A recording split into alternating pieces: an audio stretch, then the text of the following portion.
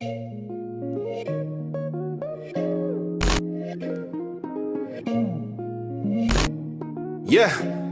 check it.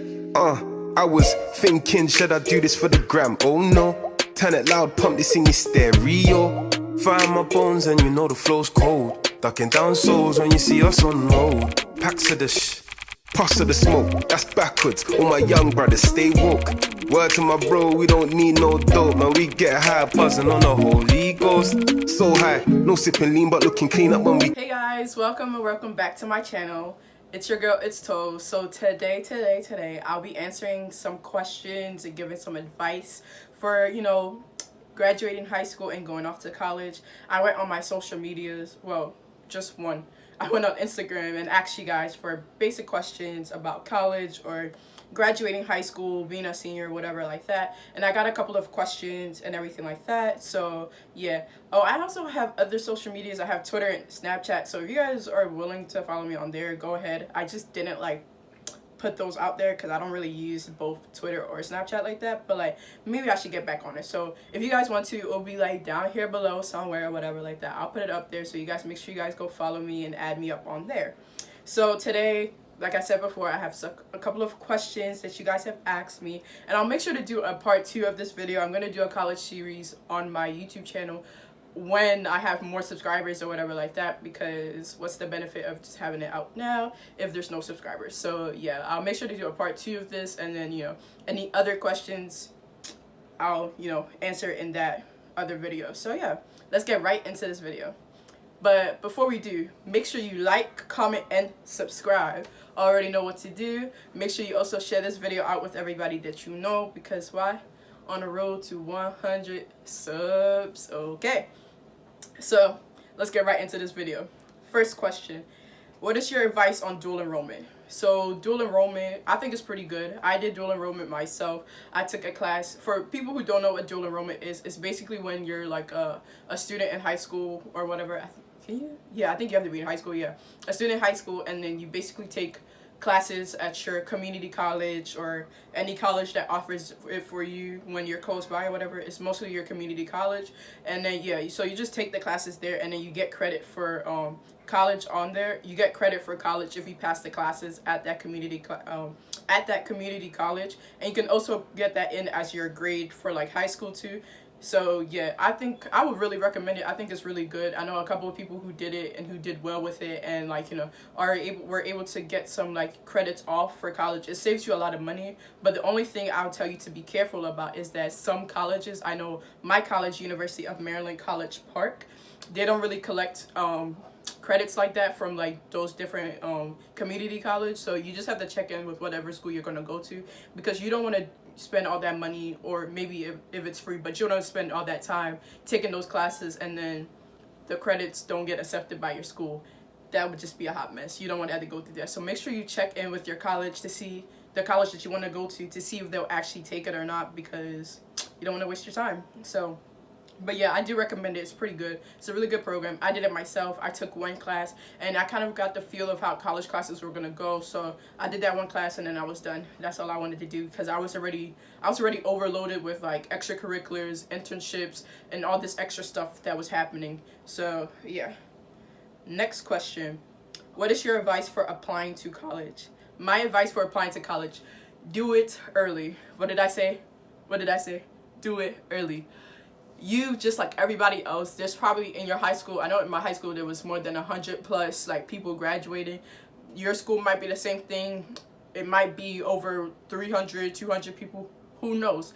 But all I'm gonna say is that you should do it early, because if you do it the same time everybody else is doing, you're going to be behind, especially when applying for college happens during your senior year, which is one of your busiest years in high school. It's going to be way too much. I know for me, I started my college process the summer of me going to my senior year in high school. So you can imagine how much of a head start I had compared to everybody else in my high school. So just make sure you do it early. I know with me, I started my common application this summer. I started my common application this summer before I started I started 12th grade. So yeah, all I'm gonna say is to do it early and be on top of this stuff. Make sure you're applying to scholarships, because that is high key very, very important, because no one else is applying to scholarships, but if you know about the scholarships, apply to them and you're most likely going to get them. So make sure you're on top of everything. You submit your recommendations early on time. Make sure you actually go and ask these teachers for like different things. Like, if you need a teacher to help you review your essay, make sure you at least have like 2-3 teachers or whoever it is that's going to actually review your essay and will actually like destroy your essay if they need to. Don't give it to any teachers that's going to be like, oh, this looks good. No, give it to the teachers or your counselor or whoever that's actually going to take your essay and write over all over that thing and be like, you need to change this, this, and that, and change it. Those are the ones that you really need. So find those kind of teachers. Make sure it's at least get 2 teachers or 2 people to at least review over it. Advice on senior year. My advice for senior year would be to enjoy the moment. Like, a lot of people just get, put up into like, when senior year comes, a lot of people get really like, what's the word for it? Frazzled. Is that a word? They get really frazzled. Like, a lot of people get that and then just get like, I don't know how to describe it, but they just cannot keep up to pace when it comes to senior year, because for senior year you're going to be like applying for colleges, applying for scholarships, like having interviews if you're applying to like Ivy Leagues or whatever like that. And then you have to stay on top of your grades too, because you do want to graduate, right? Like, you're gonna have to stay on top of your grades, make sure you're still getting involved in everything like that. That's something I really made sure of myself senior year, because you don't want to write these essays and say like, yes, I've been involved like from 9th grade, but I wasn't involved my senior year. Like, they're just gonna be like, what, are you not committed? So yeah, make sure you guys are involved and doing your thing during senior year. What is the primary thing to focus on in senior year? Primary thing to focus on in senior year, I would say your mental health, honestly, because you do not want to, I know, like, me personally, that's what, like, for senior year, I was like, okay, one thing I really want to focus on is to just enjoy the moment, because all years from 9th, 10th, 11th, I've just been like, okay, we have to get good grades, you have to get good grades, you have to get good grades, and it's like, I've done the work, I've done the good work, and now I just need to relax and kind of like enjoy the moment, because your senior year will go really, really fast, like extremely fast. Next, you're getting ready for prom or whatever. Sadly, I wasn't able to have a prom because it's okay. So yeah, but yeah, like, you just have to make sure you enjoy the moment, create the special moments when you're laughing. Make sure you laugh a lot during your senior year. Those are the moments that are gonna stick around. Like, even though I wasn't able to have like prom, like, I wasn't able to have my senior prom, I could still say my senior year was a pretty good year, because like, I know I still created like the funny moments, the sad moments, all the moments with my friends or whatever like that. We laughed, we cried, we've done the stay up to do your homework thing, we've done all of that. So like, I've had all those moments, and like, losing prom to me wasn't that big of a deal. I didn't really care about it that much. Like, it's really whatever. I didn't spend like $500 on a dress, because you don't need to. So next question, how do you manage doing schoolwork and having time for social life? So basically, just find the right friends. I know, like, a lot of people have different type of friends. Like, we all have different type of friends. You have the friends who are more of the people who wouldn't like spend hours doing their work, but most of the time that they will use to spend is probably being on social media or going out to eat and going out having fun or whatever like that. And then you have the friends who will spend their whole lives just doing homework, doing assignments, just studying and doing whatever like that. So just find your group of friends, and yeah, just find people that hold you accountable. So like, I know for me, like in high school, I had the mixture of friends. I had the friends who like I can we could all have fun, and then the friends we can all study together. But the funny thing about it was that all of those friends were we were all in the same like classes. We were always taking AP classes together, or any other honors classes or whatever like that. We were always taking classes together, and we were always around each other. So like, we all held each other accountable. We all had our funny moments, even while we're studying or we're doing assignments. Even during class, we'll be cracking jokes or whatever like that. But we always got our work done. So you have to make sure that you have friends who are gonna hold you accountable, but who are also gonna make sure to remind you like, hey, okay, like, let's let's watch a movie or something, or let's go out to eat or whatever like that. Just make sure you have the friends who can help you in both sides, and yeah, like, who can help you with like homework wise and like school wise, and who could also help you have a good time. When I say have a good time, it doesn't mean go act crazy, okay? Okay.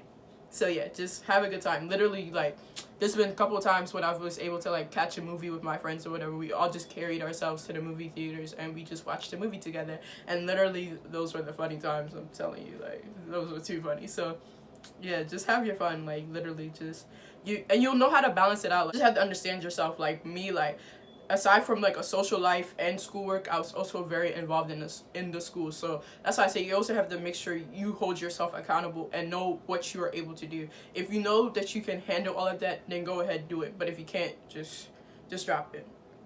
Next question.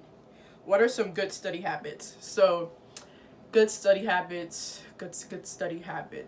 Let me think. So first things first, one thing I learned recently in my psychology class is that highlighting is actually not as effective as we always think it is. So you can imagine all the times you'll buy highlighters, you start highlighting your notes and you think you're studying. It's actually not right, because guess what?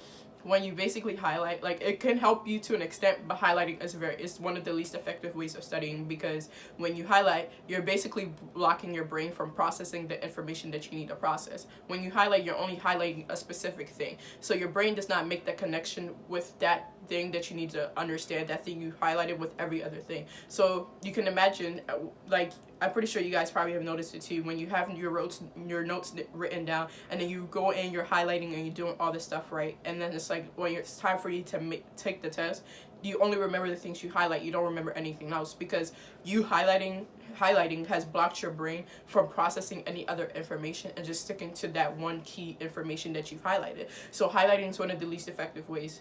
Just practice. Take your notes and basically try to teach yourself or try to teach somebody else. The brain, another thing that I studied, like, learned in my psych class, your brain likes it when you kind of like trick it and say, like, you can say like, oh, okay, like, I'm going to be teaching somebody this material. The moment you get that into your system and your brain understands that, it's going to be like, okay, so we actually need to understand this material. This is not one of those materials that we just study for a little bit, pass the test, and then forget. No. If you can take that information and you study it, and then maybe you could have like a group of your friends or your family members, and like give them a template of what you're going to tell them, so then they can check off each and every single part, like each and everything, to see, hey, you told us about this, you said it well, or hey, you need to go back and review this because you didn't really explain this that well, or you didn't explain it at all. Those are the good ways to study, because you're actually retaining the information. Another way that I would say is you can use flashcards, but flashcards aren't always as effective, especially if you're not using it correctly. But flashcards are a good way to study. Another good way to study, like, that comes to mind too, that I was thinking about recently, is that you can get post-it notes. If you have post-it notes or whatever like that, you can literally get post-it notes, and whatever you're studying, put like you can put the question on the front of the post-it note, and then on the back of the post-it note it can be the answer, right? And then stick it all over your room. Make sure, if you guys are still living at home, make sure your parents are okay. But you can stick it all over your house. You can stick it in your dorm or whatever like that. And then literally as you're walking through the house, literally pull it off and be like, okay, you see the question, think about it. What's the answer? Once you get the answer, you turn it around. Oh, bet you got the answer right. Oh, no, you didn't get the answer right. Stick it back on there. And that's how you can do. Just have those around your house, around your dorm, around your room or whatever like that. And that's a very good, effective way to study, because then you're kind of processing the information and you're forcing yourself to study. Like, you can even do that. You can use that method if you know you had chores in the house to do, or you have other things that you need to do. So yeah, those are some good study tips. I hope you guys use them. Next question. Did you fill out a lot of applications? Because it's looking like I'm about to do like 25. Yes, darling, I did. Filled out a lot of applications, from college applications to scholarship applications. You will be filling out those applications. Even with like Common App. Common App is basically the common application. So you just basically do one common application, like one application, and then you just click on the amount of schools that you want to send it to, and then it automatically sends your application to those schools. The only thing about that is that some schools require you to do more essays, some schools require you to turn in more information. So when you get to that, you're going to be writing more essays than just that one Common App essay. You're going to be probably writing multiple essays. Well, not multiple essays, little paragraphs, probably up to 200 words, 500 words, or whatever like that, depending on what the school wants. You're going to have to write those.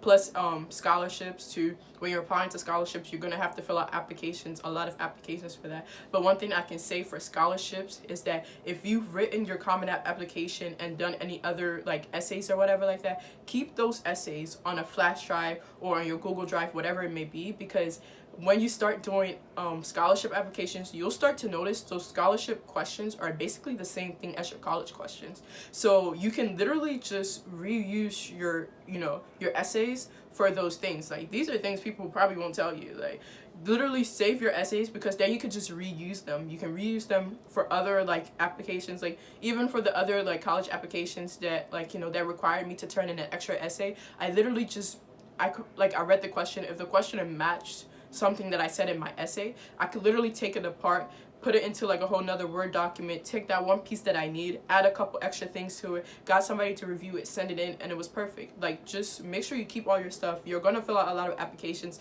That is why you have to start early, and that's why you have to stay on top of it. Also, you guys, when you're applying, FAFSA opens up October 1st. Make sure you apply to FAFSA immediately, because there are many people. There is a lot of people who are trying to apply for financial aid or whatever the case may be, and you do not want to miss out on that kind of like, good deal to get that kind of free money if your EFC allows you to. So yeah, and I'll most definitely do a breakdown on different like the certain parts. I will most definitely do a college journey and everything like that. Like I said, I first need to we have to see this channel grow a little bit before I start putting in a lot of that effort, because that's going to take a while. Because if I'm going to do that kind of video, I will break it down for you guys, and I will show you guys what I did. I will literally, I will break it down. Like, y'all getting accepted to college, I will break it down.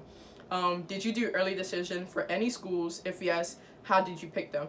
No, ma'am, I did not do early decision. Early decision is terrible. Do not do early decision unless you know for a fact that that school that you're doing early decision for is the school you want to go to if they accept you. And if they don't give you any money, you are going to pull up their racks to pay for that school. Okay, that's what I thought. I would recommend to do early action. I did early action for all of my schools. That's all you have to do. But don't do early decision if you know for a fact that you're not going to go to that school. Early decision is binding. It's basically like a binding contract. So basically, if you do early decision, you're basically saying, no matter what the situation is, if you accept me, I am coming to your school. So just make sure you know what you're doing. Don't go and get yourself in that kind of situation. Do early action or just do regular decision. So yeah. What are clubs I should do? I guess this is for high school. For high school, do any club that interests you. I did literally almost all the clubs in my high school because I was interested in a lot of things. And once you when you're in high school and you're able to manage all the clubs and do all that stuff like that and do them well and still do well in school, then your school will look up to you. A lot of people will look up to you. So just make sure you join clubs that you're actually interested in doing. Don't just join clubs just because you want to look good or you want to prove a point. Don't do that. Actually do clubs that you're actually interested in, and actually do clubs you're actually interested in, and you're actually gonna spend your full 4 years or whatever like that in high school. Just do the clubs that are actually meaningful. Don't do any just do clubs that are meaningful to you, that mean something to you. I know I was the president of my SGA in school. I was in 7 out of 8 National Honor Societies. I started up my own club. I did everything I did in high school was all things that meant something to me. I didn't just do it just to do it. I was also in yearbook. So just do things that are very meaningful to you. And I did a lot of other things. It's just they're not rolling off, but get yourself involved, but do things that you actually like to do. So yeah. Can you maybe do a detailed timeline of your college application process? Yes, I can most definitely do that, but that would not be in this video because this video is already too long. So yeah, I would do I'll most definitely do a detailed timeline of my application process or whatever, and I'll try to make sure the videos correlate with each process that you're probably in for the month. Not in high school, but any advice on how to stay focused? Yes, so basically remember what you are doing. remember what is your purpose. A lot of people go to high school or college and just like get lost or whatever, or not, they don't know why they're there. You have to have a purpose with everything that you're doing in life. You need to have a purpose. So what is your purpose of going to high school, graduating high school? What is your purpose of going to college? You need to have a purpose. You need to have something that's pushing you. If it's not your parents, if it's not your siblings, if it's not like whatever, an inspiration, somebody you look up to, look something within yourself. What is something that is meaningful to me that I want to accomplish later on, 5-10 years in my life that I need? So you just have to figure out what motivates you. I know for me, success is what motivates me. I know for a fact that like you know, I want you have all these plans, you have all these things that you want to do. So what do you need? You need your college degree. You need to do something. So like, just make sure you stay, like, the way to stay focused is to just have something that keeps you motivated, have something that keeps you grounded, and then you'll be perfectly fine. So yeah. So that is it for today's video, you guys. Thank you so much to everyone who submitted a question. I really enjoyed this video. Many more to come. I hope I could probably do a part 2, part 3, or whatever like that, and maybe I can do that detailed college application process for you guys and everything like that, and kind of break down like my scholarships and do all this different kind of stuff for you guys. So yeah, I really appreciate you guys for watching. Make sure you like, comment, and subscribe, and make sure you share this with all of your friends. You know, do the thing, do the deal, whatever. Make sure you do subscribe, because we are on the road to 100 subscribers, period. So yeah, it's your girl, it's Toast. Once again, thank you so much, and see you guys next week.